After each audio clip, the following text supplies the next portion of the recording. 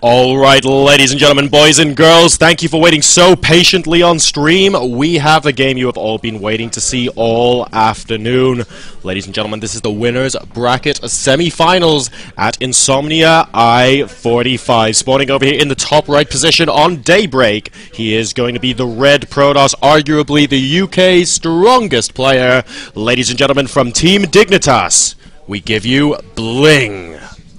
His opponent, spawning in the bottom left position, also one of Britain's strongest players, a Grand Master Terran, known for an aggressive style. Will he be able to put a dent in BlinG's armor in this tournament? BlinG has been performing superbly so far, but this is undoubtedly going to be his largest challenge yet. From Team Infused, ladies and gentlemen, it's going to be Lau.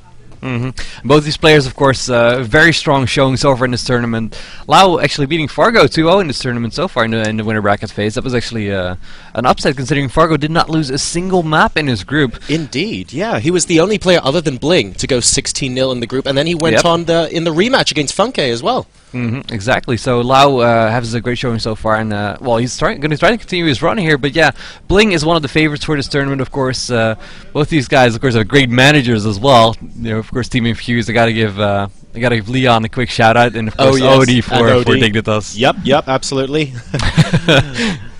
That's our good favor earned pretty much for the weekend. Absolutely, but these We've guys, just gained faction.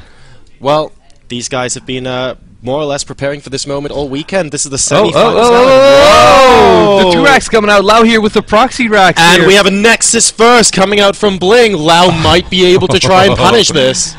Well, the most greedy build versus the most aggressive build pretty much here. Lau opening up with that 2-racks is going to be extremely aggressive, and well, it would be a huge upset if Lau actually takes a 2-0 over BlinG. I thought that BlinG would at least take a map here, but so far, you know, if this works, if this goes through, Lau is going to be off to a great start. That's going to be absolutely amazing. I mean, Lau, we were talking about this before the match started. We were saying how in the group stages, Lau did okay, did enough to get through to the elimination brackets today, but maybe didn't really impress us that much in the group stages. It felt like he lost a bit of his shine.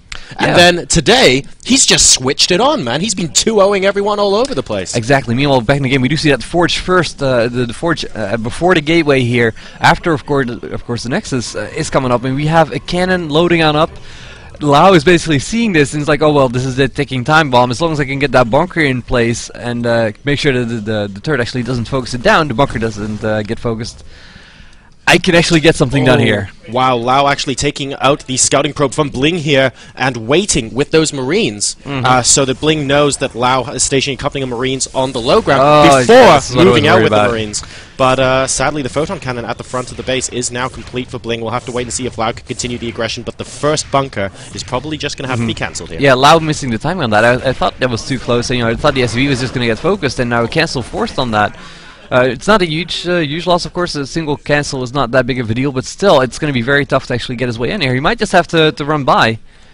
He's looking for that window. He's like, oh, is there a gap somewhere where I can get past this? But look at that, perfectly centered is that photon cannon.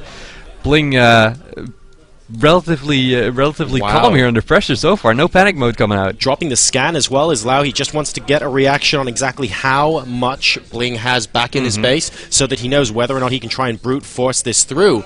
And it looks like that's something that Lau is seriously considering. He has a couple of SCVs to possibly soak up damage. He might even just want to go head on against a photon cannon because the scan only saw a single gateway. We now have +1 armor being chrono boosted out here from Dignitas.BlinG. So we'll have to wait and see if he can complete that. And Lau, here we go, the SCP train coming on in. Oh my goodness. Lau trying to break this, moving on in, trying to get something done. We are going to see the scanning go down very quickly at this rate. A single stalker and a zealot out to defend. Probes now coming in as well, but the probes are being held on the ramp there. Excellent target fire on the zealot there from the Marines. Beautiful. So the zealot, one of the first units to go down, and as a result, unable to get those SCVs off. Lau doing a decent job against BlinG here, but the second cannon and the third one are now about to complete. However, the pylon goes down, ladies and gentlemen. The pylon is now down, and BlinG is in a world of trouble. Lau up to 32 supply versus the 20 of Dignitas.BlinG.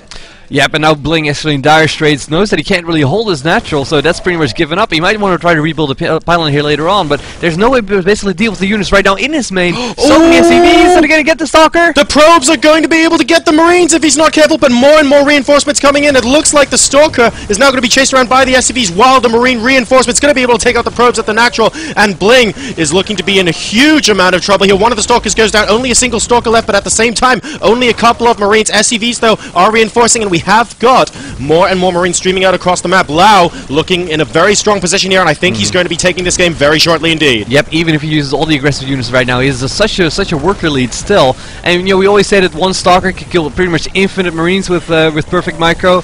Even if he does, it's not going to be enough here from this on out. 4 workers now left, 4 probes is all there is in the econ for BlinG. Down to 3, down to 2. And this is starting to look like a quick game number 1 here for Lau. He's slowly just the SCVs taking down the pylon in the main as well. There is no production now for Dignitas.BlinG, ladies and gentlemen. He has lost this game. He is possibly sitting in disbelief right now, but this is what happens when you go for a super greedy build against a super aggressive build. GG, well played, coming out from Dignitas.BlinG. And ladies and gentlemen, from Team Infused.Lau is going to be taking a game number 1 in very dramatic fashion indeed. I am JoRoSaR.